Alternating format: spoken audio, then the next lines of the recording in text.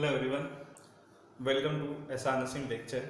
और अगर आपने अभी तक हमारा चैनल सब्सक्राइब नहीं किया है तो सबसे पहले एहसान नसीम लेक्चर को सब्सक्राइब करें और आई बेल आइकन को प्रेस करें ताकि आपको रेगुलर नोटिफिकेशन मिलता रहे। आपको पता है कि अपन इस वीक से या लास्ट वीक से अपन जो है वो क्वेश्चन सीरीज जो है अपन ने स्टार्ट की, जिसके अंदर अपन अभी अमेसन के अंदर क्वेश्चंस देख रहे हैं। अपने दो सिस्टम कंप्लीट हो गए हैं, जीआईटी सिस्टम और रेस्पिरेटरी सिस्टम। अगर आपने अभी तक नहीं देखा है तो आप डिस्क्रिप्शन बॉक्स में लिंक है, आप वहाँ पे जाके उसको देख सकते हैं। आज अपन बात करेंगे कार्डियोवेस्कुलर सिस्टम की, ठीक है। अब कार्डियोवेस्कुलर सिस्टम में अपन दो पार्ट बनाएंगे। आज अपन बात करेंगे डिजीज पोर्शन के क्वेश्चंस के, और नेक्स्ट पार्ट ये मीन्स मंडे को अपन बात करेंगे किसकी, ईसीजी की, ठीक है। तो अपन देखते हैं सबसे पहले जो भी इम्पोर्टेंट क्वेश्चंस हैं उसके बारे में। सबसे पहला है क्वेश्चन आपकी स्क्रीन पर कि a client admitted to the emergency department with chest pain that is consistent with myocardial infarction based on the elevated troponin level, ठीक है। Heart sounds are normal and vital signs are noted on the client's chart. The nurse should alert the healthcare provider because these changes are most consistent with the which complication refer to the chart. Means chart जो दे रखा है उसके हिसाब से बताना है कि ये किस कॉम्प्लिकेशन से एसोसिएटेड है और अपन को जो है हेल्थ केयर प्रोवाइडर को क्या करना है, नोटिफाई करना है या फिर उनको जो है अलर्ट करना है। तो आप देखिए चार्ट के अंदर क्वेश्चन नंबर फर्स्ट में आप देख सकते हैं। फर्स्ट के अंदर क्या है कि पल्स जो है वो हर 15 मिनट में पल्स जो है वो क्या हो रही है, इंक्रीज हो रही है। मीन्स क्या हो रही है, पल्स इंक्रीज हो रही है। दूसरे नंबर पर आप देख रहे हैं कि जो रेस्पिरेटरी रेट है वो भी क्या हो रही है, इंक्रीज हो रही है, ठीक है। तीसरे नंबर पर है ब्लड प्रेशर। ब्लड प्रेशर जो है कंटिन्यूसली क्या हो रहा है, ड्रॉप हो रहा है। तो हमें बताना है कि ये कौन सा कॉम्प्लिकेशन है, मायोकार्डियल इंफार्क्शन में कौन सा कॉम्प्लिकेशन है जिसमें अपन को ये देखने को मिलेगा। फर्स्ट ऑप्शन है कार्डियोजेनिक शॉक, दूसरा है कार्डियक टेम्पोनेट, तीसरा है डायसेक्टिंग थोरेटिक एओर्टिक, और फोर्थ ऑप्शन है पल्मोनरी एम्बोलिज्म। बताएं, देखिए इसका आंसर क्या होगा कि यहाँ पर आंसर होगा इसका फर्स्ट कार्डियोजेनिक शॉक। अब क्या होता है कि जनरली जो मायोकार्डियल इंफार्क्शन होता है, ठीक है, मायोकार्डियल इंफार्क्शन जो होता है उसमें क्या होता है कि जनरली जो अपना हार्ट होता है, ठीक है, इस हार्ट के अंदर ये क्या होती है, मायोकार्डियम होती है, ठीक है। एंडोकार्डियम की बात मायोकार्डियम होती है, जहाँ पे क्या होता है जो ब्लड वेसल्स सप्लाई कर रही है वो कौन सी होती है, कोरोनरी आर्टरी वेसल सप्लाई कर रही होती है, ठीक है। ये होगी कोरोनरी आर्टरी। अब क्या होता है, इन्फार्क्शन का मतलब क्या हुआ कि यहाँ पे जो कोरोनरी आर्टरी है वो क्या हो गई, ऑब्स्ट्रक्टेड है, ओक्लूजन है, जिसकी वजह से क्या होगा, ब्लड सप्लाई नहीं होगा। शुरुआत में तो क्या होगा, इन्फार्क्शन देखने को मिलेगा, और धीरे धीरे क्या होता है यहाँ पे जो है ब्लड सप्लाई जब नहीं मिलेगा तो इस मायोकार्डियम में क्या हो जाता है, नेक्रोसिस देखने को मिलता है, ठीक है। अब ये नेक्रोसिस की अगर हम बात करें तो इसमें क्या होता है कि जब ये नेक्रोसिस देखने को मिलेगा, ठीक है, तब अपन को कौन सी कंडीशन देखने को मिलती है, तब हमको देखने को मिलता है कौन सी condition, cardiogenic shock, cardiogenic shock condition, ठीक है। मीन्स अपन ये कह सकते हैं कि जब 40% से भी ज़्यादा जब नेक्रोसिस होने लग जाता है मायोकार्डियम के अंदर, तब वहाँ पे जब नेक्रोसिस होता है तब कॉम्प्लिकेशन देखने को मिलती है कार्डियोजेनिक शॉक की। अब कार्डियोजेनिक शॉक में हो क्या रहा है, जैसे अपन सिम्टम्स की बात करें तो पल्स और रेस्पिरेटरी रेट बढ़ रही, मीन्स टेकिपनिया और टेकिकार्डिया कंडीशन है। ब्लड प्रेशर क्या है, गिर चुका है, मीन्स हाइपोटेंशन की कंडीशन है। अब यहाँ पे जो ब्लड प्रेशर गिर रहा है वो कितना गिरेगा, अगर मैं बात करूँ सिस्टोलिक ब्लड प्रेशर की, सिस्टोलिक बीपी की, तो सिस्टोलिक ब्लड प्रेशर कितना गिर जाएगा, more than 90 mm of Hg,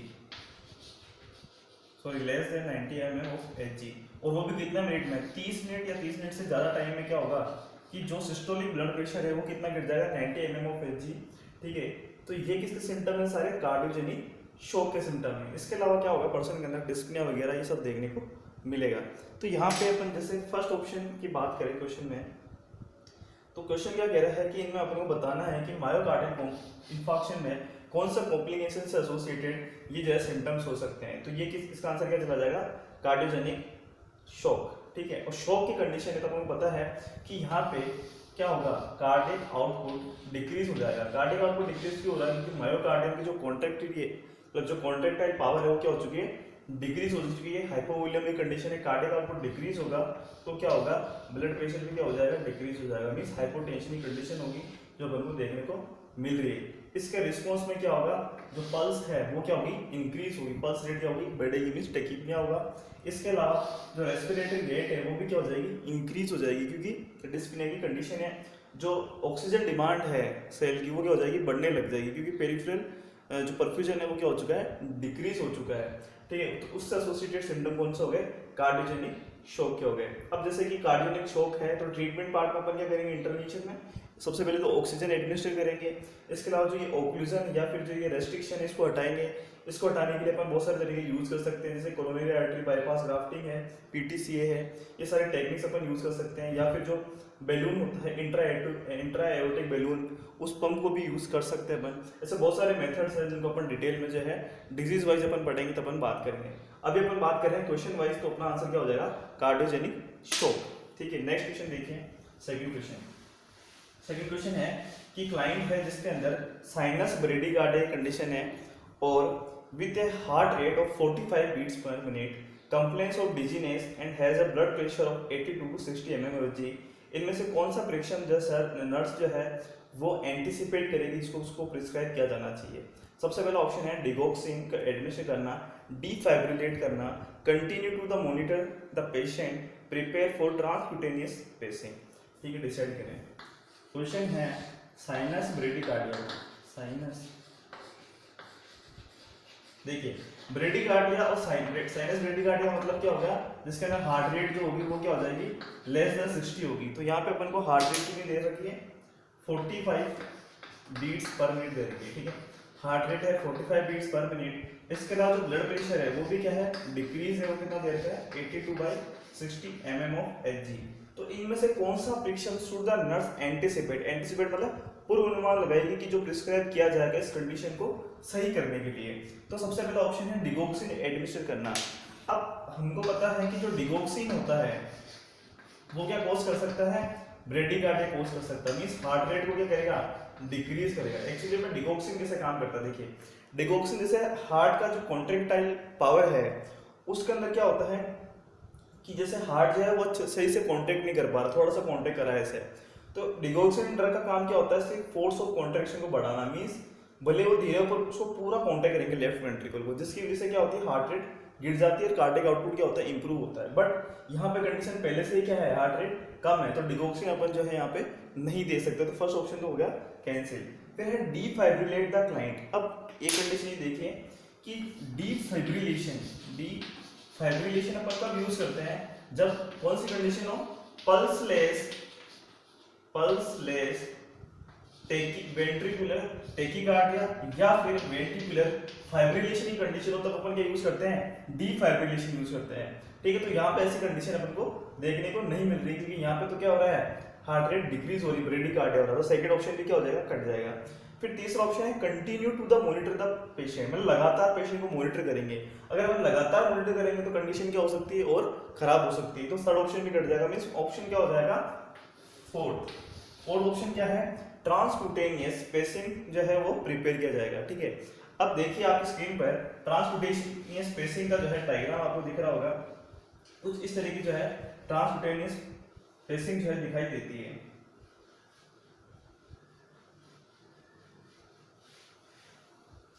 transcutaneous patties जो होती है उसको अपन क्या करते हैं, जो इलेक्ट्रोड्स होती है उनको क्या करते हैं अपन प्लेस करते हैं। ठीक है, ट्रांसक्यूटेनियस पेसिंग में क्या होता है, इलेक्ट्रोड्स प्लेस करते हैं और ये इलेक्ट्रोड्स कनेक्टेड होती है वायर से, और क्या होता है अपन यहाँ पे इलेक्ट्रिक करंट अप्लाई करते हैं। इलेक्ट्रिक करंट अप्लाई करने से क्या होगा कि जो हार्ट है वो क्या होगा, स्टिमुलेट होगा तो वो क्या करेगा, कॉन्ट्रैक्ट करेगा, और जो ब्रेडिकार्डिया की कंडीशन है वो क्या हो जाएगी, इंप्रूव हो जाएगी। तो जो अगर वो जो सबसे पहला इमीडिएट काम करना है वो क्या करना है, ट्रांसक्यूटेनियस पेसिंग वाला काम करना है। ठीक है, ठीक है, डायग्राम आप देख रहे होंगे कि आपको दिख रहा होगा कि एंटीरियर पोस्टीरियर प्लेसमेंट भी कर सकते हैं, मींस आगे की तरफ और पीछे की तरफ लेफ्ट साइड में, या फिर एक तो अपन एंटीरियर पोस्टीरियर कर सकते हैं, एंटीरियर अपेक्स कर सकते हैं। एंटीरियर पोस्टीरियर में क्या होगा, लेफ्ट साइड में आगे और पीछे की तरफ, और एंटीरियर अपेक्स में क्या होगा, आगे की तरफ और ऊपर की तरफ अपन क्या करेंगे, इलेक्ट्रोड्स को क्या करेंगे, जोड़ देंगे और वहां से इलेक्ट्रिक करंट जो है अप्लाई करेंगे, ताकि क्या हो, हार्ट कॉन्ट्रैक्ट करे और हार्ट रेट जो है वो इंक्रीज हो जाए। ठीक है, ये हो गया अपना सेकेंड क्वेश्चन। ठीक है, आपको इसमें डायग्राम दिख रहे होंगे, दो डायग्राम है इसके अंदर। अब बात करते हैं नेक्स्ट क्वेश्चन की। नेक्स्ट क्वेश्चन है स्क्रीन पर कि the nurse in a medical unit is caring for a client with a heart failure. ठीक है, तीसरी कंडीशन आ गई हार्ट फेलियर डिजीज की। ठीक है, इसमें हर डिजीज जो इंपॉर्टेंट सबको क्वेश्चन में कवर अप किया हुआ है। The client suddenly develops extreme dyspnoea, tachycardia and lung crackers and the nurse suspect pulmonary oedema. The nurse immediately asks another nurse to contact the healthcare provider and prepare to implement which priority intervention. Select that all apply means एक से ज़्यादा MCQ सही हो सकते हैं, option जो है सही हो सकते हैं। देखिए हार्ट फेलियर की कंडीशन है। अब हार्ट फेलियर के अंदर भी जब लेफ्ट हार्ट फेलियर की कंडीशन होती है तो क्या कॉम्प्लिकेशन देखने को मिलती है? Pulmonary oedema. Pulmonary oedema. अब पल्मोनरी एडिमा कैसे होती है उसको बारे में एक बार फटाफट रिव्यू देख लेते हैं। ये अपना हार्ट है, ठीक है। अब क्या होता है कि यह अपना है लेफ्ट वेंट्रिकल और यह लेफ्ट एट्रियम। देखिएगा अब क्या होता है कि जब ये मायोकार्डियम, यहाँ पे ये जो मायोकार्डियम है इसकी जब एबिलिटी फेल हो जाती है पंप करने की, तभी होता है हार्ट फेलियर। हार्ट फेलियर का मतलब क्या है कि इस यहाँ पे जो आने वाला ब्लड है उसको एडिक्वेट मींस पर्याप्त मात्रा में जब मायोकार्डियम पंप नहीं कर पाती है तब क्या कॉज होता है? Heart failure. ठीक है, अब लेफ्ट वेंट्रिकल हार्ट फेलियर है तो ये वेंट्रिकल पूरी तरीके से काम नहीं करेंगे और ये जो है पंप नहीं कर पाएंगे तो ब्लड जो है वो वापस कहाँ चढ़ेगा? लेफ्ट एट्रियम में चढ़ेगा। और लेफ्ट एट्रियम में अगर मैं बात करूं तो यहाँ पे ये है लंग्स और यहाँ से कौन लेके आता है? पल्मोनरी वेन लेके आती है। तो ये ब्लड पल्मोनरी वेन में चढ़ जाएगा। ठीक है, कहाँ जा रहा है ब्लड? पल्मोनरी वेन में। पल्मोनरी वेन से जाएगा लंग्स में और लंग्स में क्या होगा? ब्लड एक्यूमुलेट होने लग जाएगा। उस कंडीशन को अपन क्या कहते हैं? Pulmonary oedema. तो ये भी एक इंपॉर्टेंट पॉइंट है कि लेफ्ट हार्ट फेलियर के अंदर अपन को क्या देखने को मिलता है? पल्मोनरी एडिमा देखने को मिलता है, जो कि कुछ इस तरह देखने को मिलेगा। अब पल्मोनरी एडिमा लंग्स में देखने को मिलेगा तो लंग्स में जो है क्या होगा? धीरे धीरे ब्लड भरने लग जाएगा तो क्या होगा? सांस लेने में दिक्कत आएगी। मीन्स क्या कंडीशन कॉज होगी? डिस्पनिया, जो कि अपन को ऑप्शन में दे रखा है। इसके अलावा जब अपन पर्सन के लंग्स को एस्कल्टेट करेंगे तो अपन को कौन सा साउंड सुनाई देंगे? क्रैकल साउंड सुनाई देंगे, क्रैकल्स। ठीक है, क्रैकल साउंड सुनाई देने के साथ साथ और क्या सिम्टम है जो अपन को ऑप्शन में दे रखा है? एक तो क्या हो जाएगा? टेकिकार्डिया मींस हार्ट रेट जो है वो क्या हो जाएगी? इंक्रीज हो जाएगी। टेकिकार्डिया की कंडीशन अपन को देखने को मिलेगी। एक्सट्रीम डिस्पनिया देखने को मिलेगा और लंग क्रैकल्स तो अपन बोल ही रहे हैं। तो यहाँ पे पूछा है कि हमें नर्स जो है वो क्या क्या करेगी, तो देखिए इसका आंसर कैसे निकालेंगे अपन। सबसे पहले तो क्या होगा कि पर्सन को जब एक्सट्रीम डिस्पनिया होगा तो वो क्या होगा? सांस लेने में दिक्कत आएगी। मींस यहाँ पे जो फर्स्ट ऑप्शन है वो क्या हो जाएगा? सही हो जाएगा। ऑक्सीजन को एडमिनिस्टर किया जाएगा। अब क्या है कि फ्लूइड इकट्ठा हो गया है, ठीक है, तो एक्स्ट्रा फ्लूइड को बॉडी से निकालने के लिए फास्ट एक्टिंग डाययूरेटिक फ्रूसिमाइड दी जाएगी। ठीक है, फ्रूसिमाइड दे दी मींस थर्ड ऑप्शन क्या हो जाएगा? सही। अब जो फ्रूसिमाइड दी है, अब कितना यूरिन आउटपुट है उसको मेजर करना है तो अपन को क्या लगाना पड़ेगा? कैथेटर लगाना पड़ेगा। मींस थर्ड ऑप्शन भी क्या हो जाएगा? सही हो जाएगा। इंसर्टिंग है फोली कैथेटर ताकि यूरिन आउटपुट को अपन जो है मेजर कर सके। अब देखिए कि पर्सन को जब एक्सट्रीम डिस्पनिया होगा तो वो क्या करेगा? ऑक्सीजन की कमी आएगी। ऑक्सीजन की कमी आने की वजह से वो बहुत फास्ट ब्रीथिंग करेगा या रेस्पायर करेगा ताकि ज़्यादा से ज़्यादा ऑक्सीजन को क्या कर सके? इनहेल कर सके। मीन्स इसकी वजह से क्या होगा कि यहाँ पे जो ऑक्सीजन की डिमांड है वो क्या हो जाएगी? इंक्रीज हो जाएगी। बट क्या हो रखा है? पल्मोनरी एडिमा हो रखा है। ठीक है, ऑक्सीजन डिमांड जब बॉडी में बढ़ेगी मींस रेस्पिरेशन जो वो फास्ट करेगा तो उसको अपन को करना है? कम करना है। इसके अलावा पर्सन जो होता है ये क्या एक इमरजेंसी है। पर्सन को लगता है कि उसकी जो है डेथ भी हो सकती है ड्यू टू, क्योंकि जो ऑक्सीजन है मींस क्या कह सकते हैं कि डिस्पनिया है उसको लग सकता है कि वो डेथ होगी। मींस वहाँ पे एंजाइटी भी देखने को मिलेगी। क्या देखने को मिलेगी? एंजाइटी। और जब एंजाइटी होती है तो रेस्पिरेशन जो है वो फास्ट होने लग जाता है। मींस यहाँ पे क्या होगा कि पर्सन को अपन ऐसी ड्रग दें जो रेस्पिरेटरी डिप्रेशन तो करे, उसकी एंजाइटी को भी डिक्रीज करे। तो यहाँ पे इसको मॉर्फिन सल्फेट जो है वो इंट्रावेनसली दिया जाता है। मींस जो फोर्थ ऑप्शन है मॉर्फिन सल्फेट देना वो भी इसमें एडमिशन किया जाता है ताकि उसकी एंजाइटी को अपन कम कर सकें। दूसरा उसकी जो रेस्पिरेशन है या रेस्पिरेटरी डिप्रेशन जैसे कोज करती है ड्रग, बट अगर उसको पर्टिकुलर अमाउंट में देंगे तो ये रेस्पिरेशन की जो रेट है उसको क्या कर देगी? डिक्रीज कर देगी। इसलिए अपन इसमें मॉर्फिन सल्फेट भी देंगे। फिर इसके अलावा यहाँ पे जो पोजीशन होती है, क्योंकि यहाँ पे क्या है डिस्पनिया कंडीशन है तो अपन हाई फाउलस पोजीशन देते हैं। तो यहाँ पे जो सिक्स्थ ऑप्शन है कि पेशेंट को जो है लो फाउलस पोजीशन में देंगे तो वो गलत हो जाएगा। और फिफ्थ जो है वो भी क्या हो जाएगा? गलत हो जाएगा। अगर अपन ये मेजर्स कर रहे हैं और सिम्टम्स जो है वो इम्प्रूव हो रहे हैं, तो अपन को कोरोनरी केयर यूनिट के अंदर क्लाइंट को ट्रांसपोर्ट करने की कोई नीड नहीं है। इसी के साथ अपना क्या हो गया, पल्मोनरी एडिमा अगर हो जाता है लेफ्ट हार्ट फेलियर में, तो उसका अपन क्या क्या जो है प्राइमरी नर्सिंग इंटरवेंशन क्या क्या कर सकते हैं, उस चीज को क्वेश्चन में पूछ रखा है और वो अपन ने एक्सप्लेन कर लिया है। बात करते हैं नेक्स्ट क्वेश्चन फोर्थ की।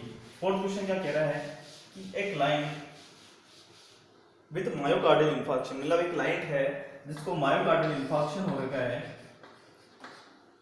सडनली बिकम्स टेकिकार्डिया, अचानक से उसकी हार्ट रेट इंक्रीज हो रही है, एयर हंगर है और बिगिंस कफी फ्रोथी पिंक्ड स्प्यूटम, इनमें से कौन सा जो है नर्स एंटीसिपेट मींस पूर्वानुमान करेगी कि when auscultating the clients breath sound, stridor, crackle, scratch rhonchi और डिमिनिश ब्रीथ साउंड। सेम वही क्वेश्चन बता रखा है कि मायोकार्डियल इंफार्क्शन का पेशेंट है और अचानक से उसे क्या हो रहा है। देखिए ऊपर वाला जो क्वेश्चन था उसमें तो क्या था, हार्ट फेलियर हो रहा था, सेम कंडीशन आई।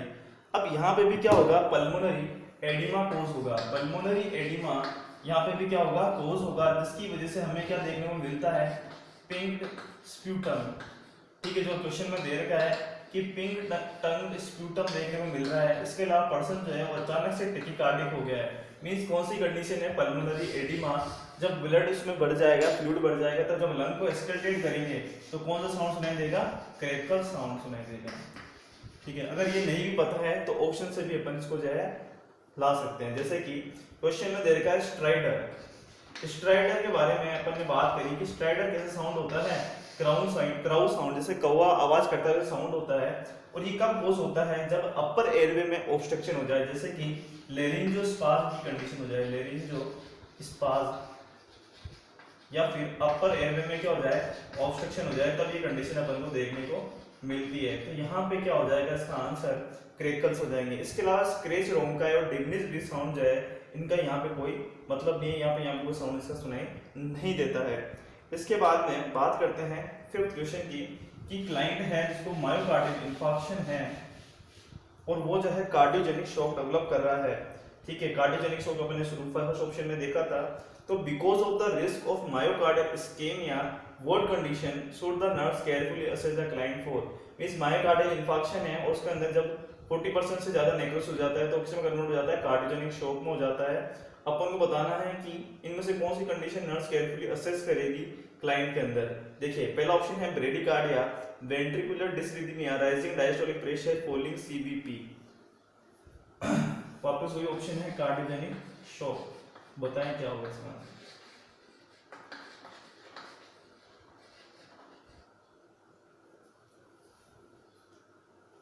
देखिए कार्डियोजेनिक शॉक है तो यहाँ पे अपन को टेकिकार्डिया देखने को मिलता है, तो फर्स्ट ऑप्शन तो क्या हो जाएगा, इनकरेक्ट हो जाएगा।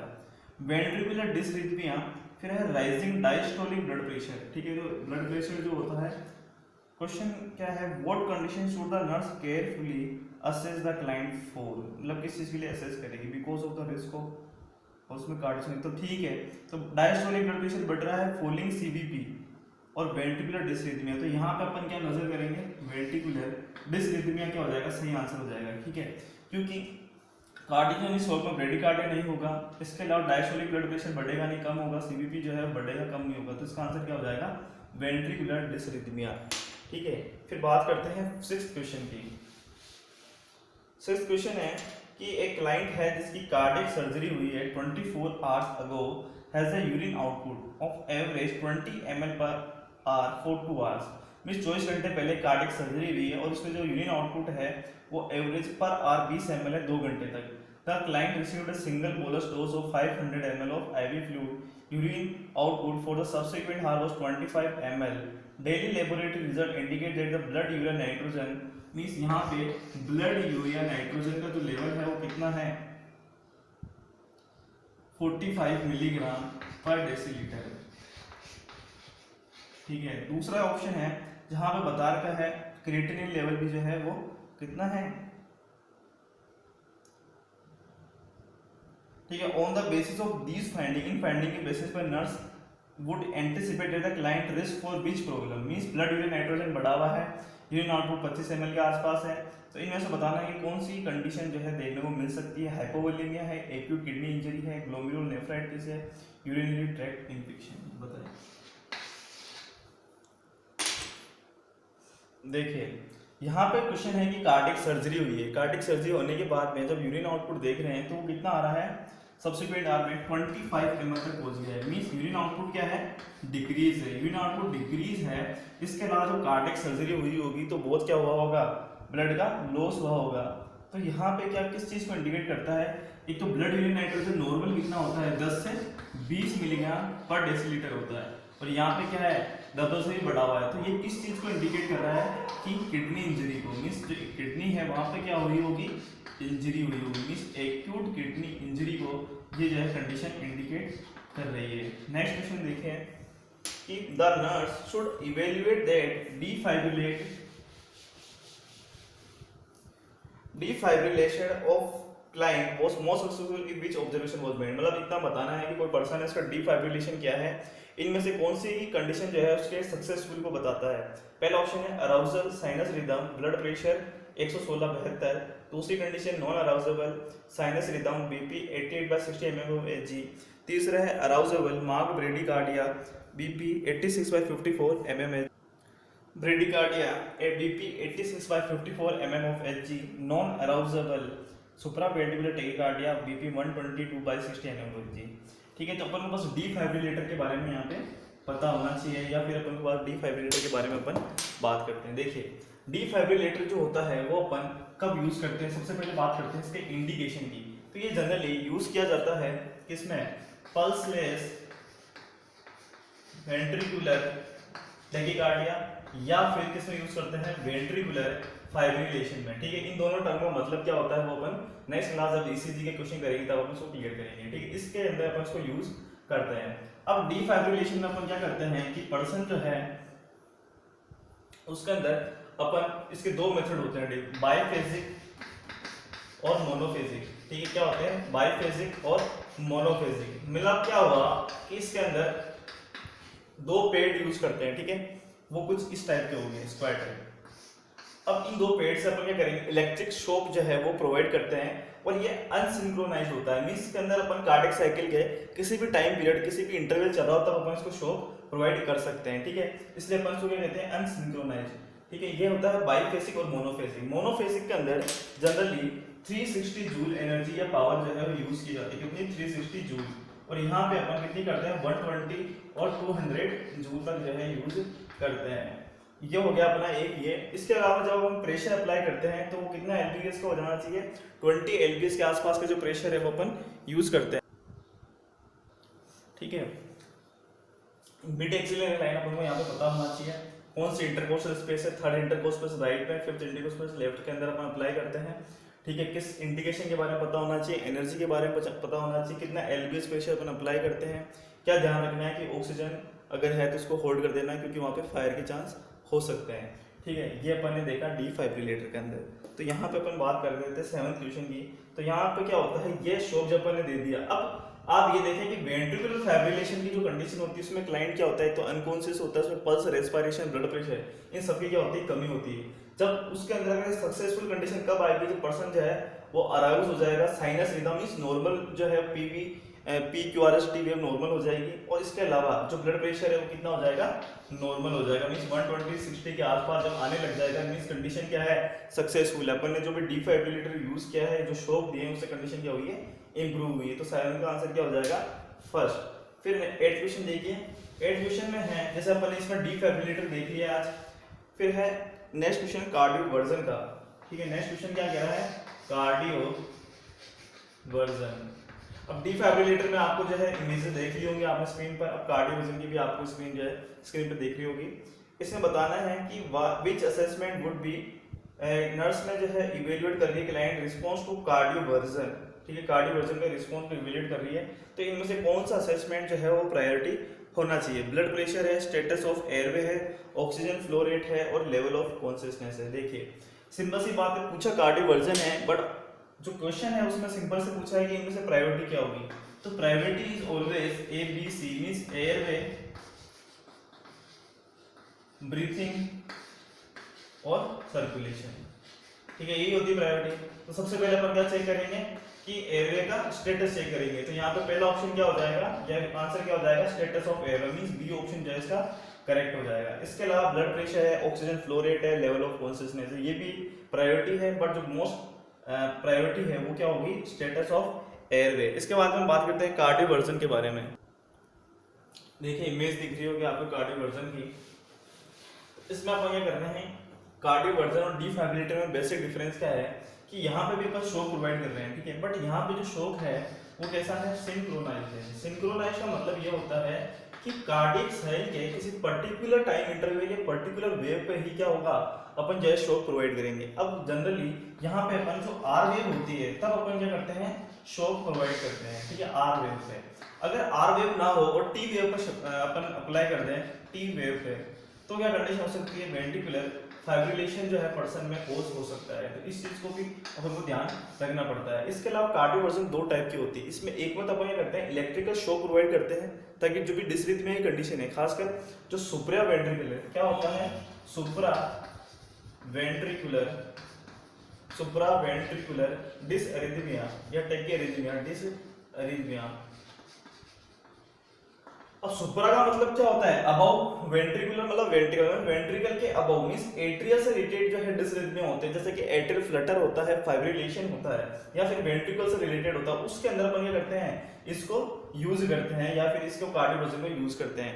अब यहाँ पे दो होते हैं, एक तो अपन क्या कर सकते हैं, मेडिकेशन को यूज कर सकते हैं, जिसे अपन क्या कहते हैं, थेरेप्यूटिक कार्डियोवर्जन कहते हैं, जिसमें अपन एंटी डिसरिथमिक ड्रग यूज करते हैं। और अपन शॉक प्रोवाइड करें तो उसे अपन क्या कहेंगे, इलेक्ट्रिक कार्डियोवर्जन कहेंगे, ठीक है, सिंपल सी बात ये है। प्रोसीजर से पहले हमें यह याद होना चाहिए कि अगर उसके अंदर सुप्रावेंट्रिकुलर डिसअरिथमिया जैसे कि फ्लटर है, फाइब्रिलेशन है, तो वहां पे क्या होता है, क्लोट फॉर्मेशन होने के चांस होते हैं। तो क्लोट फॉर्मेशन अगर उस पर्सन में ना हो, इसके लिए क्या होता है, पहले 1-2 हफ्ते पहले क्या दी जाती है, उसको एंटी कोगुलेंट थेरेपी पे उसको रखा जाता है, ठीक है। इसके अलावा अपन और क्या कर सकते हैं, पर्सन को इस जब प्रोसीजर होता है तो अपन उसको सिडेशन प्रोवाइड करते हैं, मींस आईवी लाइन लेके उसको जो है सिडेटिव देते हैं, ताकि पर्सन जो है जो शॉक लगेंगे उसका पेन उसको जो है फील ना हो, मींस उसको सिडेशन दिया जाता है ताकि वो जो है प्रोसीजर के टाइम पे क्या रहे, सिडेटिव रहे, मींस वो स्लिप सोता रहे, उसको पेन जो है फील ना हो। तो इंटरवेनसली सिडेशन दिया जाता है। प्रोसीजर के टाइम पे ध्यान रखा जाता है एक तो क्या कि कोई भी जो है क्लाइंट या फिर बेड को जो है टच नहीं करना चाहिए, ठीक है। और दूसरा याद रखा जाता है कि आर वेव जब आएगी कार्डियक साइकिल में तब अपन क्या करेंगे, शॉक प्रोवाइड करेंगे। इसके अलावा आफ्टर द प्रोसीजर अपन क्या करेंगे, वही जो अपन करते हैं नॉर्मली, पर्सन जो है सिडेटिव से लौटेगा, उसके बाद में जो है जो भी इसकी ड्रग्स है उसको अपन प्रोवाइड करेंगे, ऑक्सीजन एडमिनिस्टर करेंगे, ये सारी चीजें इसमें चेक की जाएगी और उसमें देखा जाएगा कि जो पहले जिसके लिए अपने शॉक लगा है वो कंडीशन जो है वो इंप्रूव हुई है या नहीं हुई है। तो ये अपना क्या था, कार्डियोवर्जन। स्क्रीन पे आपको जो है डायग्राम दिख रहा होगा। फिर बात करते हैं नेक्स्ट क्वेश्चन की। इसमें क्या है कि the nurse is assessing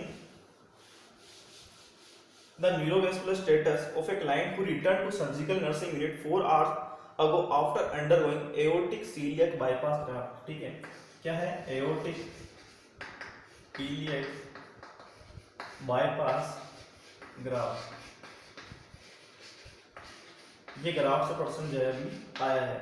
question देखिएगा, the affected leg is warm and the nurse knows that the redness and edema, वहां पर redness edema देखने को मिल रहा है अफेक्टेड लेग में और वार्म भी देखने को मिल रहा है after the operation. The pedal pulse is palpable and unchanged from admission, मतलब पेडल पल्स में कोई चेंज नहीं आया है। How should the nurse correctly interpret the client's neurovascular status, मतलब उसको कैसे जो है इंटरप्रेट करेगी। पहला ऑप्शन है neurovascular status is normal because of the increase blood flow through the legs. Second option है कि स्टेटस जो है मॉडरेटली इंपेयर्ड हुआ है और सर्जन जो है उसको बुलाया जाएगा। फिर है न्यूरोवेस्कुलर स्टेटस जो है स्लाइटली डिटोरेटिंग है और अनदर नर्स के द्वारा मॉनिटर किया जाएगा। न्यूरोवेस्कुलर स्टेटस जो है एडिक्वेट है from an arterial approach but venous complication जो है वो अराइज हो रही है। देखिए ऑपरेशन क्या हुआ होगा कि कुछ इस तरह होता है और ये आगे जाके क्या हो जाती है, डिवाइड हो जाती है, ठीक है। ये नॉर्मल कंडीशन है। अब क्या होता है कि जब ये ऑपरेट हुआ है वो इसलिए हुआ है क्योंकि यहाँ पे क्या है, प्लेक फॉर्मेशन हुआ होगा, ठीक है। ये क्या है, ब्लॉकेज है पूरी तरीके से। ब्लॉकेज होने की वजह से क्या है, ब्लड सप्लाई जा नहीं पा रहा है जो अपनी लोअर एक्सट्रीमिटीज है, मींस लेग्स वगैरह है, और वहां पे फिर क्या होगा, आपको लंबनेस पेन वगैरह फील होगा। तो यहाँ पे बाईपास ग्राफ्टिंग में अपन क्या प्रोसीजर यूज करते हैं कि अपन यहाँ पे अपन ने एक शंट या बाईपास प्रोवाइड करा है जो सीधा उसको यहाँ पे कनेक्ट करेगा, ठीक है। कैसे कनेक्ट करेगा, एक तो यहाँ पे चला जाएगा और एक यहाँ चला जाएगा। मींस जो ब्लड सप्लाई आएगी वो डायरेक्ट यहाँ से सीधी यहाँ चली जाएगी और रास्ता जो बीच में प्लेक फॉर्मेशन था वो हट जाएगा, मीन्स जो ब्लड सप्लाई है वो क्या हो जाएगी, अपन ने इंप्रूव कर दी है।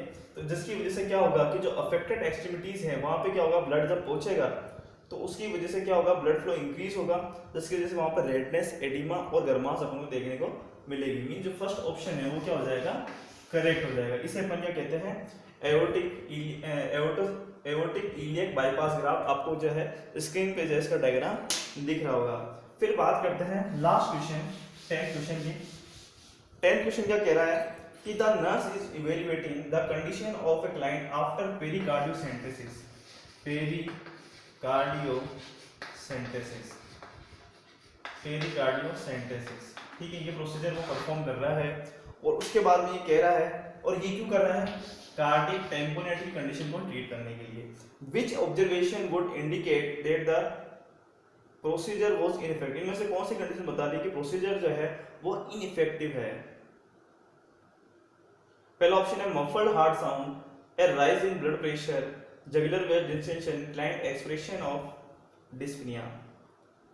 muffled heart sound, rise in blood pressure, ineffective नहीं। एक्चुअली इसमें बताना है कि कौन सा जो है प्रोसीजर इफेक्टिव है, ठीक है। इफेक्टिव प्रोसीजर बताना है कि अपन ने जब ये कंडीशन दी और पेरिकार्डियोसेंटेसिस करा तो इनमें से जो सिम्टम है वो इन 4 ऑप्शन बताना है कि जो बताएगा कि इफेक्टिव हुआ है प्रोसीजर, ठीक है। देखिए इसको अच्छे से समझते हैं। क्या होता है कि जनरली जो हार्ट होता है, ठीक है, ये कुछ तरह नजर आता है और यहाँ पे पेरिकार्डियम होती है, ठीक है, 3 लेयर होती है और ये क्या है, पेरिकार्डियम है और यहाँ पे क्या प्रेजेंट है, ये पेरिकार्डियल सेक, पेरिकार्डियल सेक, विजिबिलिटी, ठीक है, पेरिकार्डियल सेक है। अब यहाँ पे जो ये वाली लेयर है वो तो क्या है, 2 लेयर होती है, विसरल लेयर और पेरिटोनियल लेयर, मीन जो पेरिफेरी की तरफ है और एक जो हार्ट की तरफ है, ठीक है। और इसके बीच में क्या हो रहा है, नॉर्मल कंडीशन में कुछ नहीं है। बट अब क्या होता है, ये जो कार्डिक टेम्पोरेरी कंडीशन कैसे अराइज हुई, ये अराइज होती है पेरिकार्डियल इफ्यूजन से, ठीक है। मींस क्या हुआ कि इसके अंदर क्या होता है, ब्लड बनने लग जाता है, ठीक है, ये ब्लड जो है इसमें बनने लग गया।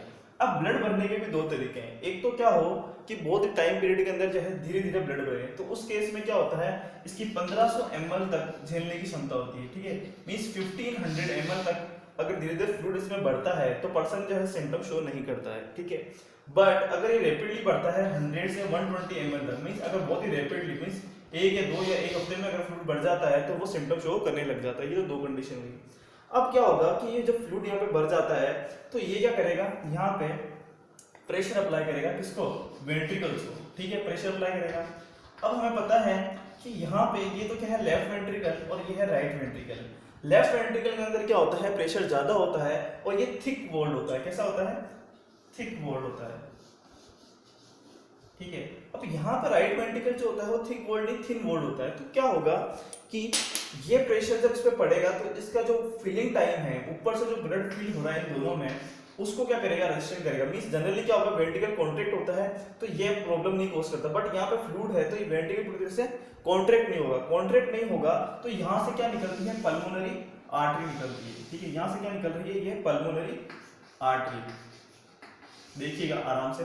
तो राइट वेंट्रिकल पूरी तरह से कांटेक्ट नहीं कर पाएगा क्योंकि यहाँ पे क्या है, प्रेशर आ रहा है, तो यहाँ पे जो ब्लड इसके अंदर जाएगा वो ब्लड भी क्या होगा, कम जाएगा, ठीक है। ब्लड कम जाएगा तो ये ब्लड लंग्स के अंदर भी क्या होगा, कम जाएगा। एक मिनट साफ कर देते हैं, ठीक है। अब देखिए, ठीक है, यहां से ये क्या है, लंग्स है। अब ये पल्मोनरी आर्टरी से यहाँ पे ब्लड जा रहा है, ये है पल्मोनरी आर्टरी, ठीक है। ब्लड अब क्या होगा, कम जाएगा क्योंकि राइट वेंट्रिकल कांटेक्ट नहीं कर पाएगा। अब ब्लड यहाँ कम जाएगा तो लंग्स में भी कम जाएगा, और लंग्स में कम जाएगा तो लेफ्ट एट्रियम के अंदर भी क्या होगा, ब्लड, पल्मोनरी वेन है तो ये ब्लड भी क्या होगी, लेफ्ट एट्रियम कम लेके आएगी। ये कम लेके आएगी तो लेफ्ट वेंट्रिकल के अंदर भी क्या होगा, कम जाएगा। लेफ्ट वेंट्रिकल में कम जाएगा तो जो एओर्टा है उसके अंदर भी क्या होगा, कम जाएगा। मींस कार्डिक आउटपुट क्या हो जाएगा, डिक्रीज हो जाएगा। क्या हो जाएगा, cardiac output is decreases, cardiac output decrease होगा। या फिर मैं कह सकता हूं इजेक्शन फ्रैक्शन भी क्या होगा, या इजेक्शन फ्रैक्शन भी क्या हो जाएगा, डिक्रीज हो जाएगा, जिसकी वजह से ब्लड प्रेशर भी क्या होगा, डिक्रीज हो जाएगा। ओवरऑल मैं ये बताना चाहता हूं कि यहाँ पे जो फ्लूइड इकट्ठा हो रहा है जिसकी वजह से क्या होगा, पल्मोनरी आर्टरी में ब्लड कम जाएगा, लंग्स में कम जाएगा, लेफ्ट वेंट्रिकल में भी कम आएगा, तो आगे भी ब्लड कम जाएगा, तो कार्डिक आउटपुट जो होगा वो क्या हो जाएगा, डिक्रीज हो जाएगा, कार्डियक आउटपुट डिक्रीज होगा तो ब्लड प्रेशर भी क्या हो जाएगा, डिक्रीज हो जाएगा। मींस एक सिम्टम क्या देखने को मिल रहा है अपन को यहाँ पे, हाइपोटेंशन। अब बात करते हैं कि यहाँ पे ब्लड जो है उसमें कम जाएगा, तो ये ब्लड जाएगा कहाँ, वापस किस में जाएगा, राइट एट्रियम में जाएगा। अब राइट एट्रियम की अगर अपन बात करें तो नीचे से ब्लड कौन लेके आता है, वेना कावा लेके आती है इंफीरियर, ठीक है, मींस जो वेन्स होंगी वही लेके आएंगी। अब एट्रियम में ब्लड जाएगा तो वापस वेन्स में चढ़ेगा, मींस जो जुगुलर वेन होती है, कौन सी वेन होती है, जुगुलर वेन, उसके अंदर ब्लड क्या होगा, ज्यादा जाएगा। जुगुलर वेन में ब्लड ज्यादा जाएगा तो अपन को क्या देखने को मिलेगा, जुगुलर वेन डिस्टेंशन, या फिर अपन क्या कह सकते हैं कि जुगुलर वेन जो होती है वो क्या हो जाएगी, पूरी ब्लड से फूल जाएगी, ठीक है। तो अपन को जुगुलर वेन डिस्टेंशन देखने को मिलेगा। एक और सिम्टम अपन ने देख लिया, ठीक है। तो कार्डियक टेम्पोनेट का मतलब क्या है कि पल्मोनरी पेरिकार्डियल इफ्यूजन होने की वजह से जो कॉन्ट्रैक्शन की एबिलिटी वो कम हो जाती है या उसको रेस्ट्रिक्ट करती है वेंट्रिकुलर फिलर, उस डिजीज को या उस कंडीशन को कहते हैं कार्डियक टेम्पोनेट, जिसमें सिम्टम एक तो है ब्लड प्रेशर डिक्रीज हो रहा है, दूसरा क्या हो रहा है, जुगुलर वेन क्या हो रहा है, डिस्टेंशन अपन को देखने को मिल रहा है। इसके अलावा क्या होता है कि जनरली जो अपन हार्ट साउंड सुनते हैं वो किसकी होती है, जो अपना वॉल होता है उसके क्लोजर की होती है। अब यहाँ पे जो ब्लड बह रहा है उसकी वेलोसिटी कम है, तो जब ये यहाँ से, जब ब्लड भी कम है, जब यहाँ से बंद होंगे ये वॉल, जब बंद होंगे यहाँ पे, ये क्या है, वॉल है, ये बंद होंगे, तो अपन को साउंड भी क्या होगा, इस साउंड की जो इंटेंसिटी होगी वो भी क्या होगी, कम सुनाई देगी। मींस यहाँ पर अपन को अनदर साउंड, अनदर साइन देखने को मिलेगा जिसमें इसको अपन क्या कहते हैं, मफल्ड हार्ट साउंड, ठीक है, समझ में आया। तो ये मफल्ड हार्ट साउंड सुनाई दे रहा है, हाइपोटेंशन हो रहा है, जुगुलर वेन डिस्टेंशन हो रहा है, ये सारी कंडीशन अपन को किसमें देखने को मिलती है, कार्डियक टेम्पोनेट में। कुछ 3-4 क्लास में 3-4 जो है सिम्टम्स और इंपॉर्टेंट है कार्डियक टेम्पोनेट में, उसकी बात कर रहा हूं मैं।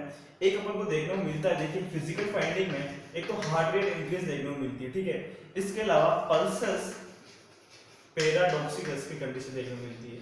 अब पल्सस पैराडॉक्सिकस कंडीशन क्या होती है, पल्सस पैराडॉक्सिस में क्या होता है कि जब पर्सन इंस्पायर करता है तो उसका जो सिस्टोलिक बीपी है वो 10 mm ऑफ Hg से भी क्या हो जाता है, गिर जाता है। कब गिर जाता है, ड्यूरिंग इंस्पायरेशन, जब पर्सन सांस लेता है तो उसका जो सिस्टोलिक बीपी है वो 10 mm वो Hg से भी क्या हो जाता है, गिर जाता है, ठीक है। ये कंडीशन जो होती है वो अपन को कब देखने को मिलेगी, जब कंडीशन जो है कार्डियक टेम्पोनेट की वो क्या हो जाएगी, सीवियर हो जाएगी। इसके अलावा अपन को ये अस्थमेटिक पेशेंट में भी देखने को मिल सकती है, अस्थमा है या फिर ऑब्स्ट्रक्टिव स्लीप एपनिया है, ठीक है। इन कंडीशन में भी अपन को जो है ये देखने को मिल सकती है, ठीक है। इसके अलावा पेरिकार्डाइटिस, पेरिकार्डाइटिस का मतलब क्या है, पेरिकार्डियम के अंदर इन्फ्लामेशन है या फिर फ्लूइड इकट्ठा हो जाए, तो उसमें भी अपन को जो है पल्सस पैराकार्डियस देखने को मिल सकता है या पैराडॉक्सिस देखने को मिल सकता है। मींस एक तो इंपॉर्टेंट हुआ हार्ट रेट, पल्सस पैराडॉक्सिकस। एक कंडीशन आती है जिसे अपन क्या कहते हैं, बक्सट्राइड्स, क्या कहते हैं, बक्सट्राइड्स, ठीक है। इस बक्सट्राइड्स के अंदर अपन 3 चीजें देख ली कि जुगुलर वेन का डिस्टेंशन हो जाता है और क्या हो जाता है, जुगुलर वेन का डिस्टेंशन है। इसके अलावा जो अपन ने ये देखा हाइपोटेंशन है वो सब इसी के अंदर आएगी, बक्सस ट्राइड के अंदर, ठीक है। इसका जो इमेज है वो मैंने स्क्रीन पर शो कर रखा है, ठीक है। तो ये बैक साइड्स के अंदर एक तो हाइपोटेंशन है, जुगुलर वेन डिस्टेंशन है और क्या हो जाएगा, मफल हार्ट साउंड सुनाई देगा। ये क्या है, कैरेक्टरिस्टिक फीचर है कार्डियक टेम्पोनेट के। तो ये अपन को जो है पूरी तरह से समझा दिया मैंने और आप इसको जो है मेमोराइज भी कर सकते हैं क्योंकि फ्रीक्वेंटली पूछा जाता है कार्डियक टेम्पोनेट, ठीक है। फिर बात करते हैं नेक्स्ट क्वेश्चन की। नेक्स्ट क्वेश्चन है कि तो यहाँ पे आंसर क्या हो जाएगा, देखिए 10 क्वेश्चन पूछा, इसमें आंसर क्या हो जाएगा, मफल हार्ट साउंड। अगर ये प्रेजेंट है इसका मतलब कार्डियक टेम्पोनेट कंडीशन अभी भी इंप्रूव नहीं हुई है। ब्लड प्रेशर राइज, हाँ तो बी आंसर क्या हो जाएगा, करेक्ट हो जाएगा क्योंकि हाइपोटेंशन जो था वो क्या हो गया है, करेक्ट हो गया है। बात करते हैं नेक्स्ट क्वेश्चन, देखिए 11th question. The nurse is caring for a client who had a resection of an abdominal aortic resection yesterday. The client has an IV infusion at a rate of 150 ml per hour. ठीक है। उसके बाद में unchanged for the last 10 hours. The client urine output for the last 10 hours. The client urine output for the last 3 hours has been 90, 50 and 28. और उसमें recent जो है 28 ml है। The client blood urine nitrogen 35 है। इसके अलावा serum urine level 1.8 है। Measured this morning, सुबह देखा गया है। इनमें से कौन सा नर्सिंग एक्शन जो है प्रायोरिटी होगा, यूरिन स्पेसिफिक ग्रेविटी, मतलब इसमें आपको बताना है कि एक ऑपरेट हुआ है और उसके यूरिन आउटपुट दे रखे हैं, क्रिएटिनिन लेवल नाइट्रो और उसके लिए यूरिया नाइट्रोजन लेवल दे रखा है, तो नर्स का कौन सा एक्शन जो है वो प्रायोरिटी होगा। सबसे पहले यूरिन स्पेसिफिक ग्रेविटी को चेक करना, हेल्थ केयर प्रोवाइडर को कॉल करना, आईवी लाइन को पंप पे पुट करना ताकि इन्फ्यूजन रेट जो है वो श्योर हो सके कि स्टेबल है। इसके अलावा check to see if the client had a blood sample for serum albumin level draw. देखिए सिंपल सा क्वेश्चन है, पहले भी था अभी भी है। सर्जरी से अपन को कोई मतलब नहीं है किस चीज की सर्जरी हुई है। यहाँ पे हुई है एब्डोमिनल एओर्टिक रिसेक्शन। एओर्टिक में क्या हो जाता है, बेलूनिंग देखने को मिलती है। अब यहाँ पे एब्डोमिनल बोला है, एब्डोमिनल एओर्टा की बेलूनिंग देखने को मिली है, उसी की सर्जरी हुई है। देखिए इसमें क्या है कि एक तो ब्लड यूरिया नाइट्रोजन लेवल बढ़ा हुआ है, ठीक है। इसके अलावा सीरम क्रिएटिनिन लेवल क्या हो रहा है, बढ़ा हुआ दिख रहा है। इसके अलावा यूरिन आउटपुट भी क्या है, डिक्रीज है। तो ये किसको बता रहा है कि यहाँ पे क्या हुई होगी, एक्यूट किडनी इंजरी हुई होगी। एक्यूट किडनी इंजरी हुई होगी तो उस केस में नर्स का पहला काम क्या होगा, हेल्थ केयर प्रोवाइडर को इन्फॉर्म करना, ठीक है। स्पेसिफिक ग्रेविटी चेक करने से कुछ नहीं होगा, आईवी लाइन पहले ही पंप पर है, ठीक है। इसके अलावा ब्लड सैंपल लेने से भी कुछ नहीं होगा। तो इसका आंसर क्या हो जाएगा, सेकंड। बात करते हैं 12th क्वेश्चन की। 12th क्वेश्चन क्या कह रहा है कि क्लाइंट है जिसमें वेरिएंट एंजाइना है, शेड्यूल कर रखा है oral calcium channel blocker twice daily. तो इनमें से कौन सा स्टेटमेंट क्लाइंट के द्वारा इंडिकेट करता है कि उसे फर्दर टीचिंग की जरूरत है। पहला है I should notify my doctor if my feet और लेग्स स्टार्ट टू स्वेट। तो सही है, मतलब इसमें बताना है कि नर्स कौन सा स्टेटमेंट क्लाइंट द्वारा बताता है कि उसे फर्दर टीचिंग की जरूरत है। तो अगर वो पहला ऑप्शन देख रहे हैं तो उसमें बता रहा है कि लेग्स जो है उसमें स्वेलिंग स्टार्ट हो गई है और मुझे जो है नोटिफाई करना है डॉक्टर को। तो ये फर्स्ट ऑप्शन तो क्या हो गया, सही है कि हाँ उसको नोटिफाई करना चाहिए। बी ऑप्शन है कि my doctor told me rate to call his office if my, pulse में कहा गया है कि ऑफिस में कॉल करना है अगर पल्स रेट जो है वो 60 से नीचे है, मींस ब्रेडी कार्डियक कंडीशन है, मींस ये भी क्या है, सही हो सकता है। थर्ड ऑप्शन है avoiding grapefruit juice will definitely to be challenge for me since I usually drink it every morning with breakfast। ये भी सही है क्योंकि कैल्शियम चैनल ब्लॉकर के साथ जो है ग्रेप जूस फ्रूट जो है उसके क्या होते हैं, इंटरेक्शन देखने को मिलते हैं। तो ये भी सी है। इसका मतलब आंसर क्या हो जाएगा, डी आंसर इसलिए हो जाएगा क्योंकि क्वेश्चन में बात किसकी कर रखी है, वेरिएंट एंजाइना की। देखिए वेरिएंट एंजाइना, अब वेरिएंट एंजाइना की बात कर रखी है तो वेरिएंट एंजाइना को अपन और क्या कहते हैं, fringe metal angina. Fringe metal angina. अब फ्रिंज मेटल एंजाइना है और ये एंजाइना ऐसा है जो अपन को रेस्ट कंडीशन में भी देखने को मिल सकता है। इसलिए फोर्थ ऑप्शन जो है यहाँ पे इनकरेक्ट है कि वो सुबह मॉर्निंग वॉक पे जा सकता है, क्योंकि ये कंडीशन जो है अपन को रेस्ट कंडीशन में देखने को मिलती है।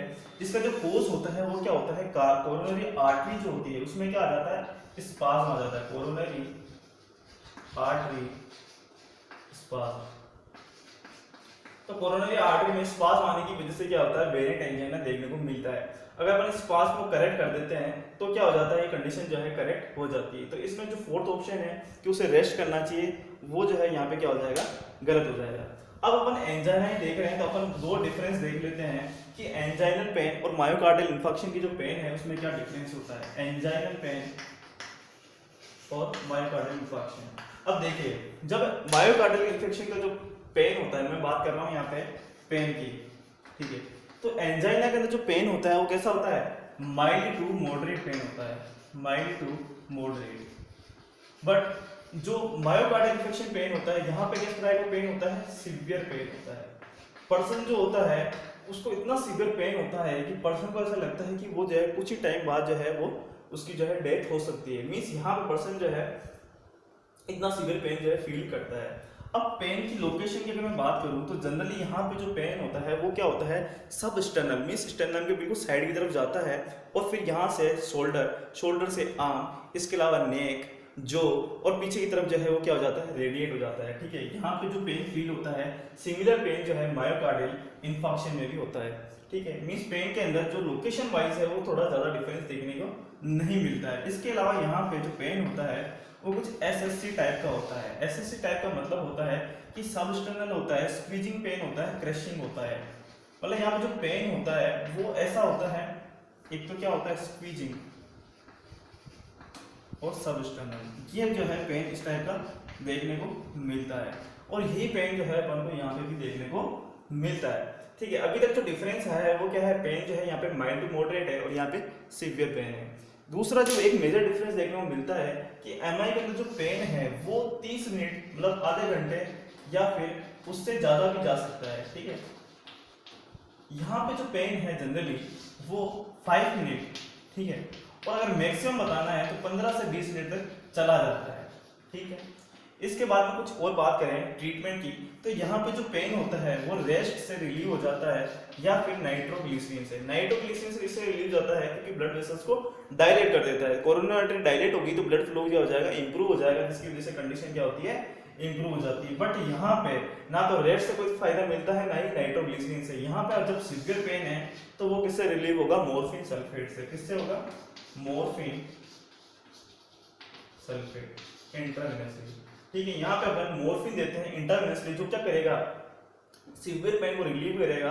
और जो रेस्पिरेटरी मतलब जो पर्सन है वो बहुत ज्यादा क्या हो रहा है, तेज तेज जो है सांस ले रहा है, उसको क्या करेगा, रेस्पिरेटरी सेंटर को डिप्रेस करेगा ताकि जो रेस्पिरेशन है उसमें इंप्रूवमेंट हो और ऑक्सीजन जो डिमांड बढ़ी हुई है मायोकार्डियल्स के वहाँ पे वो क्या हो जाए, ऑक्सीजन डिमांड डिक्रीज हो जाए। तो ये कुछ डिफरेंस है पेन का जो दोनों में देखने को मिलता है, आपको स्क्रीन के अंदर भी देखने को मिल रहा होगा। इसके अलावा यहाँ पे अगर मैं कुछ एक दो पॉइंट की और बात करूँ तो जो मायोकार्डियल इंफार्क्शन है यहाँ पे अपन को नोजिया, वोमिटिंग देखने को मिल सकती है। डायफोरेसिस मींस पसीना आने लग जाता है पर्सन को।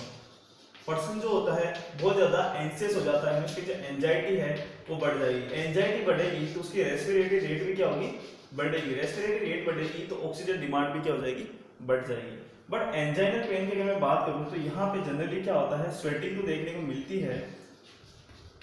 इसके अलावा यहाँ पे डाइजेस्टिव डिस्टर्बेंस देखने को मिलते हैं। ये एक इंपॉर्टेंट क्लिनिकल डिफरेंस है दोनों के बीच में जो अपन को पता होना चाहिए। इसके अलावा एक मोस्ट इंपॉर्टेंट फीचर एमआई का अगर मैं बात करूं तो यहाँ पे जो जनरली पेन फील होता है वो अर्ली मॉर्निंग में होता है। ठीक है, ज्यादातर केसेस जो पता चले हैं उसमें क्या होता है, अर्ली मॉर्निंग जो है वो पेन फील होगा, मींस 3 बजे से लेकर 6 बजे के आसपास। ठीक है, जो यहाँ पे क्या होता है, अर्ली मॉर्निंग में क्या होता है, पेन फील होता है। यहाँ पे डाइजेस्टिव डिस्टर्बेंस जो है देखने को मिलेगा।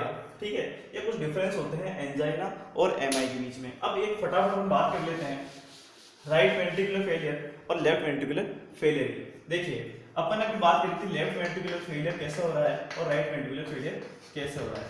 देखिए सिंपल सी बात है, ये हार्ट है, ठीक है, ये हार्ट हो गया। ठीक है, अब क्या होगा कि जैसे लेफ्ट वेंट्रिकल है ये वाला, ठीक है, वेंट्रिकुलर फेलियर का मतलब है पंप करने की इनेबिलिटी की क्षमता जो है, पंप करने की एबिलिटी वो क्या हो जाएगी, फेल हो चुकी है। फेल होने की वजह से क्या होगा कि ब्लड जो है यहाँ चढ़ेगा, यहाँ चढ़ने से कहाँ जाएगा, लंग्स के अंदर। ठीक है, लंग्स में जाएगा तो यहाँ क्या कॉज करेगा, पल्मोनरी एडिमा। ये तो था अपना क्या, लेफ्ट वेंट्रिकुलर फेलियर। अब जैसे राइट वेंट्रिकुलर फेलियर है तो ब्लड कहाँ जाएगा, राइट एट्रियम है, राइट एट्रियम से ब्लड किसमें जाएगा, जो भी अपने सिस्टमिक सर्कुलेशन है। मींस आप ये भी कह सकते हैं कि जो राइट वेंट्रिकुलर फेलियर है वहां पे सिस्टमिक सर्कुलेशन इन्वॉल्व होता है, जबकि लेफ्ट वेंट्रिकुलर फेलियर में पल्मोनरी सर्कुलेशन इन्वॉल्व होता है। अब हमें पता है कि पल्मोनरी सर्कुलेशन जो होता है वो लंग्स के आसपास ही घूमता रहता है। ठीक है, काम क्या है, राइट वेंट्रिकल से जाता है पल्मोनरी आर्टरी लेके और पल्मोनरी वेन लेके इसको जाए लेफ्ट एट्रियम में छोड़ देती है। ठीक है, मींस यहाँ तक ही क्या होता है, ये लिमिट होता है, मींस पल्मोनरी सर्कुलेशन। तो यहाँ पे जो एडिमा है वो लंग्स रीजन में ही देखने को मिलता है। बट यहाँ पे क्या है, सिस्टमिक सर्कुलेशन है, ब्लड जो है पूरी बॉडी में जाता है, इसलिए अपन को राइट वेंट्रिकल फेलियर में क्या देखने को मिलेगा, जनरलाइज्ड एडिमा। क्या देखने को मिलेगा, जनरलाइज्ड एडिमा। ठीक है, एक डिफरेंस तो यहाँ पे ये अपन को देखने को मिला है। फिर पल्मोनरी एडिमा का सिम्टम्स हमें पता है कि टेकिक्निया, टेकिकार्डिया, सीवियर डिस्पनिया की कंडीशन यहाँ पे देखने को मिलेगी। इसके अलावा अपन ने एक चीज ये भी देखी कि पिंक टिंग स्पूटम जो है वो पर्सन एक्सपेक्टोरेट करता है पल्मोनरी एडिमा के केस में। फिर ट्रीटमेंट पार्ट में अपन ने क्वेश्चन में डिस्कस कर लिया कि ऑक्सीजन देते हैं, हाई पावर पोजीशन देते हैं, डायूरेटिक्स है, इन सबको यूज करके इसको ट्रीट करते हैं।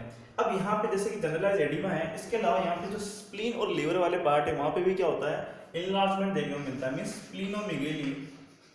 स्प्लीनोमेगेली और हिपेटोमेगेली की कंडीशन भी अपन को देखने को मिलेगी, हिपेटोमेगेली। ठीक है, ये तो मैं बस अभी बेसिक डिफरेंस बता रहा हूँ या जो इंपॉर्टेंट पॉइंट है हार्ट फेलियर में वो बता रहा हूँ। पर्टिकुलर जो डिजीज कंडीशन है वो मैं पूरी एक साथ एक्सप्लेन करूंगा हार्ट फेलियर का, जब अपन डिजीज पोर्शन से आगे बढ़ चुके होंगे या डिजीज पोर्शन अपना कंप्लीट हो चुका होगा सारे सब्जेक्ट्स में। ठीक है, तो यहाँ पे ये डिफरेंस जो है राइट वेंट्रिकुलर फेलियर और लेफ्ट वेंट्रिकुलर के बीच में बेसिक डिफरेंस ये देखने को मिलता है। ठीक है, इसके अलावा अपन ने ये हार्ट फेलियर है, पल्मोनरी एडिमा है, कार्डियोजेनिक शॉक है, कार्डियक टेम्पोनेट सबसे इंपॉर्टेंट है क्योंकि बहुत क्वेश्चन बनते हैं उसके बारे में अपन ने देखा। ठीक है, डिफिब्रिलेटर है ऑटोमेटेड डिफिब्रिलेटर, इन सब के बारे में अपन ने बात करी है। नेक्स्ट लेक्चर में अपन पूरा फोकस जो है ईसीजी और वो जो एरिथमिया होता है उनके बारे में पढ़ेंगे, और ऐसा पढ़ेंगे कि जो भी क्वेश्चन अपने आज तक आए हुए सारे अपन जो है क्लियर कर लेंगे। अगर आपको वीडियो पसंद आई तो प्लीज़ चैनल को सब्सक्राइब करें, ज़्यादा से ज़्यादा वीडियो को शेयर करें, लाइक करें, कमेंट करें। Thank you.